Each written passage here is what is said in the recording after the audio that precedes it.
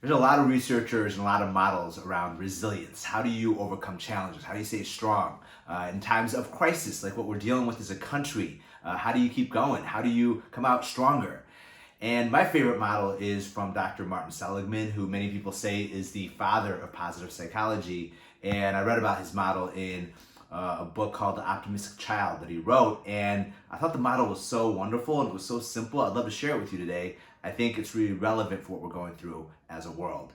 So the model has three parts. It says in any given situation or challenge, there's three things you can look at that will determine how resilient you are. So the first thing is time.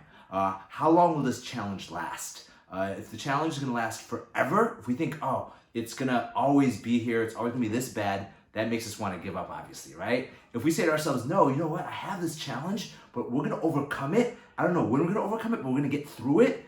That gives you hope. You're able to stay more resilient. So that's one of the first things we got to share with our families, and all of us as personal leaders in our own lives have to believe and share with others is, hey, we're going through this tough time. School closures, people getting sick, not knowing what's going to happen with the economy in our country, but we're going to get through this. It's not going to last forever. Even though it feels like it's going to last forever, we're going to find our way out and things will get better again. So that's the first part. It's about time. The second one is even more relevant actually for this situation, and it's all about scope. What do I mean by that? If we look at the crisis with COVID and we say it ruins everything, like I was planning to go on vacation with my family, I can no longer do that. My business is ruined. School will never be the same again. Something that we can take something and make it destroy everything in our lives. So the scope becomes without limit.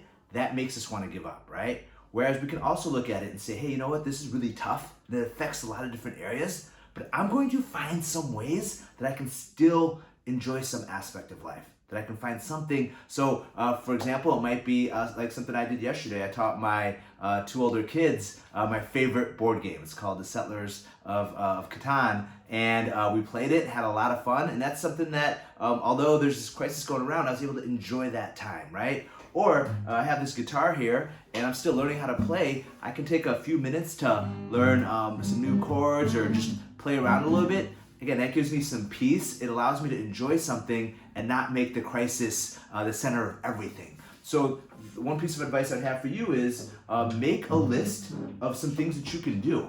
That even with this tough time, of things that you might enjoy, of things that you can do with your family, with friends. If you can't see someone, maybe you can Zoom with them or FaceTime with them. How can you take the scope and limit it rather than make it expansive? And then the third aspect of the model, so the first one was time, right? We want to remember, this is going to be short term. We're going to get through this, hopefully, right? That's what you want to tell yourself. The second is, I'm still going to find things that I can enjoy during this time.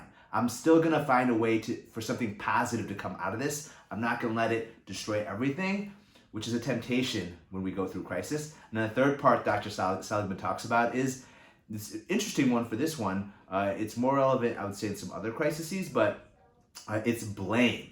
So if you over blame yourself, like, so for example, if you say, if I would have washed my hands better, then maybe that person wouldn't have gotten sick. It's all my fault that person got sick.